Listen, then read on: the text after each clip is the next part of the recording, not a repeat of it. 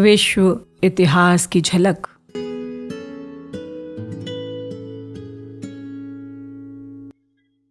आइए आज सुनते हैं पार्थव और सासानी पर लिखा ये पत्र, जिसकी लिखने की तिथि है 26 अप्रैल सन 1932। अब हमें रोमन साम्राज्य और यूरोप को छोड़कर दुनिया के दूसरे हिस्सों में चलकर देखना होगा।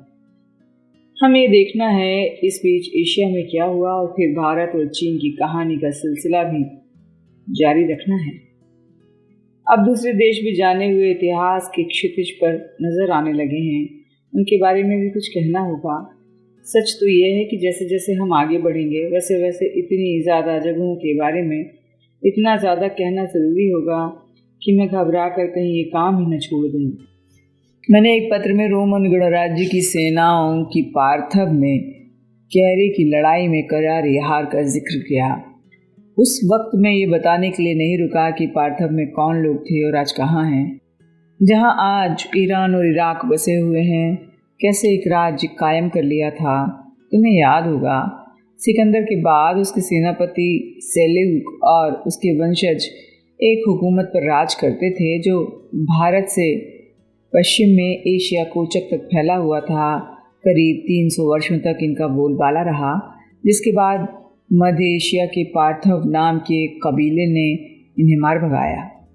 फारस या पार्थव कहलाने वाले देश के इन्हीं पार्थवों ने गणराज्य के आखिरी दिनों में रोमनों को हराया था और गणराज्य के बाद कायम होने वाला रोमन साम्राज्य इन पार्थवों को पूरी तरह कभी नहीं हरा सका। ये लोग 250 वर्षों तक पार्थव पर हुकूमत करते रहे और फिर एक अंदरूनी क्रांति ने उन्हें वहाँ से भगा दिया। ईरानी लोग खुद इन विदेशी शासकों के खिलाफ बगावत कर बैठे और उनकी जगह पर अपनी कौम और मजहब के एक बादशाह को बिठा दिया। इस बादशाह का नाम आर्दशेर प्रथम था और इसके वंश को सासानी वंश कहते हैं। आर्दशेर जरतुस्थ धर्म का कट्टर अनुयायी था और दूसरे मजहब को बर्दाश्त नहीं करता था। रोमन साम्राज्य और सासानियों में हमेशा युद्ध चलता रहा। सासानियों ने एक रोमन सम्राट को गिरफ्तार भी कर लिया था। कई बार ईरानी फौजें कुंस्तुनतुनिया तक पहुंच गईं और एक दफ़ा उन्होंने मिस्र को भी जीत लिया था। सासानी साम्राज्य पारसी धर्म के पक्ष में धार्मिक जोश के लिए ख़ास तौर पर मशहूर है। जब 7वीं सदी में इस्लाम आया तब उसने सासानी साम्राज्य और उसके राज धर्म दोनों को ख़त्म कर दिया। ज़रतुस्त्र मत को मानने वाले बहुत से लोग इस परिवर्तन की वजह से सताए जाने के डर से अपना देश छोड़कर भारत आ गए। भारत ने इनका स्वागत किया क्योंकि वो आश्रय की तलाश में आने वाले लोगों का इसी तरह स्वागत करता रहा है। भारत में पारसी इन्हीं ज़रतुस्त्रियों के वंशज हैं। जुदा जुदा धर्मों के साथ बर्ताव करने के मामले में अगर हम भारत की दूसरे देशों से तुलना करते हैं तो एक निराली और अद्भुत बात नज़र आती है। तुम देखोगी, पुराने ज़माने में बहुत सी जगहों पर और ख़ास कर यूरोप में जो लोग राज धर्म नहीं मानते थे उन्हें बर्दाश्त नहीं किया जाता था, सताया जाता था। करीब करीब हर जगह ज़ोर ज़बरदस्ती हुआ करती थी। तुम यूरोप की भयंकर इंक्विजिशन का और डायन समझे जाने वाली स्त्रियों के जलाए जाने का हाल पढ़ोगी। इंक्विजिशन ईसाई धर्म में रोमन कैथोलिक संप्रदाय के संरक्षण में स्थापित एक धार्मिक अदालत थी।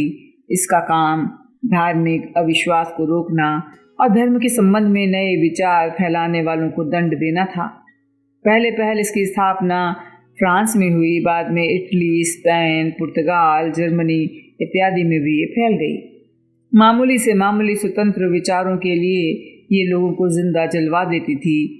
19वीं सदी में इस प्रथा का अंत हुआ है। भारत में पुराने ज़माने में पूरी सहिष्णुता थी। हिंदू धर्म और बौद्ध धर्म का मामूली झगड़ा पश्चिमी देशों के धार्मिक मतांतरों के खूनी झगड़ों के मुकाबले में कुछ भी नहीं है। ये बात याद रखने लायक है क्योंकि बदकिस्मती से हाल में ही हमारे यहाँ मजहबी और सांप्रदायिक दंगे हो चुके हैं और कुछ लोगों को जिन्हें इतिहास का ज्ञान नहीं है समझते हैं कि भारत में ये दशा युगों से चली आ रही है। ये बिल्कुल गलत है। ये दंगे हाल के ज़माने की उपज हैं। तुम्हें पता लगेगा कि इस्लाम शुरू होने के बाद सैकड़ों वर्षों तक मुसलमान भारत में सभी हिस्सों में अपने पड़ोसियों के साथ बिल्कुल शांति से मिलजुल कर रहते थे। जब वो व्यापार के लिए आए तो इनका स्वागत किया गया, इनको यहाँ बसने के लिए प्रोत्साहन दिया गया, लेकिन ये तो मैं आगे की बात कह रहा हूँ। इस तरह भारत ने पारसियों का स्वागत किया जैसे कई 100 वर्षों पहले बहुत से यहूदी भी स्वागत किए गए थे, जो सताए जाने की वजह से ईसवी सन की पहली सदी में रोम से भाग कर यहाँ आए थे। ईरानी में सासनी राज के ज़माने में शाम, जिसे हम सीरिया भी कहते हैं, के पामीर में एक छोटा सा रेगिस्तानी राज्य भी फूला फला और कुछ दिन के लिए इसकी शान रही है।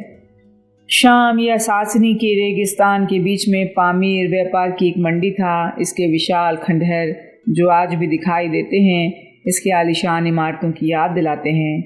एक बार ज़ैनब नाम की स्त्री भी इस राज्य की रानी हुई थी, लेकिन रोमन लोगों ने इसे हटा दिया।